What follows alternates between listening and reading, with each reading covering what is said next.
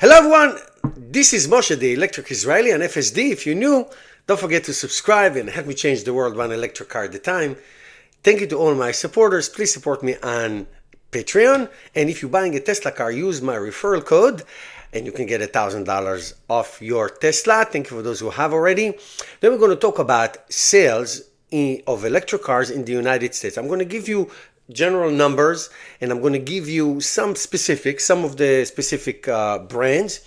And also what I'm going to do is I'm going to give you some numbers from other countries, and at the end I'm going to tell you what I think, why I think that the sales in the United States, even though they're going up a little bit, why they're not so amazing like other countries. So let's start from the end. Here are some other countries' percentage of adaptation of electric cars. China, and this is like cars sold, new cars sold, and what's the percentage? 50%.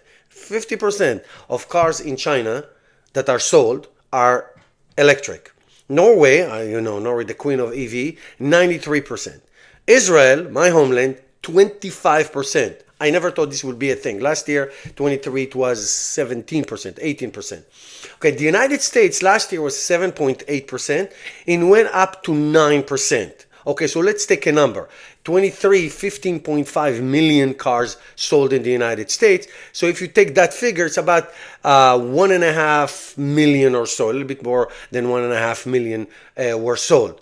That's a lot of cars, but percentage-wise, compared to other countries, it's not so impressive, but there's still a growth. So the total number, and I'll repeat it later at the end, 346,309 in quarter 3 of this year were sold. So it's a little bit of an increase from last year. And also, it is possible that at the end of the year, we're now in quarter 4, at the end of the year, it will get to 10%, which is good. Now, guess what? And here's like the dead giveaway. Who is leading the top 3? Model 3, Model Y, and Cybertruck. Cybertruck, 16,692 cars were sold in so far in Q3, which is more than all the electric cars combined. It's believable. I was going to say unbelievable, but it is believable. This is the $100,000 variance of the model of the Cybertruck. Now, many people can buy it for the lower price of $80,000. So for Tesla, in Q3, it's an increase of 6.6% compared to what happened last year. Now, Tesla is doing great in China, really great in China as well. Back to the United States, Model 3 sold last year 53,241. And this year, so far, 58,423. That's a 10% increase. The Model Y, not surprisingly, is down 9%. Last year in the United States, 95,000. This year's 86,800. So it's not a lot, but it is a decrease. And the reason is very simple. Everybody's waiting to the Juniper model. If anybody can wait, they do wait for next year's upgrade. And I'm telling you, I spent 3 days with the Model 3 Highland in South Florida last week, 2 weeks ago, and you should wait. It's a great car. It's by far better, okay? Now, here's some numbers from other automakers. The Mach-E, 13,400, minus 10%. Honda Prologue, believe it or not, 12,644. That's a brand new model, so obviously. Hyundai Ioniq, 11,590. The Equinox, 9,772. The Blazer, the Chevy Blazer, 7,998.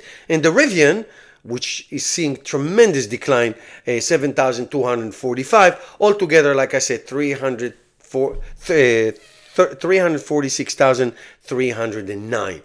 So, a slight increase, not even near the numbers of other countries, especially in the European Union and whatever, China.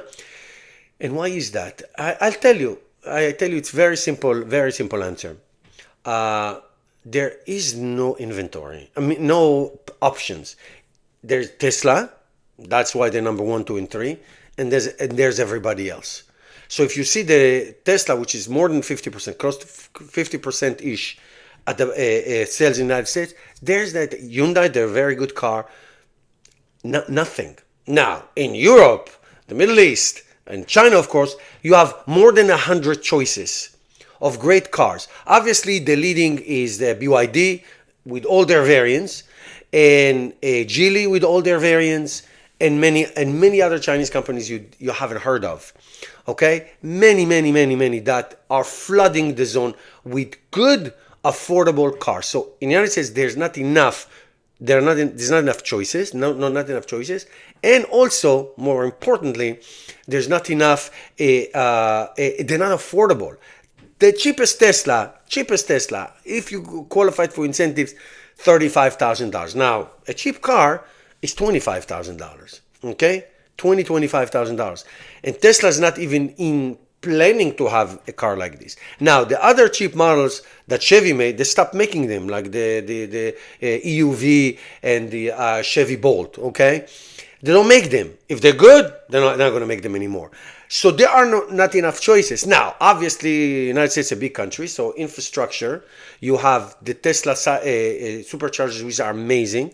Everybody else is absolute and total crap, unreliable, and there's no logic where they are placed. So if there wasn't for Tesla in the United States, of course, there will be this channel will not exist. Probably channels like this covering the United States market will not exist because there's just nothing to talk about. Okay, all the other ones, including Rivian, and I like Rivian, I really do. They're just not doing well, and it's very expensive. There is no affordable car mass-produced with good charging infrastructure in the United States, and it's a shame. But there is an increase. Not a big one, but there's an increase. There's always silver lining. Thank you for watching.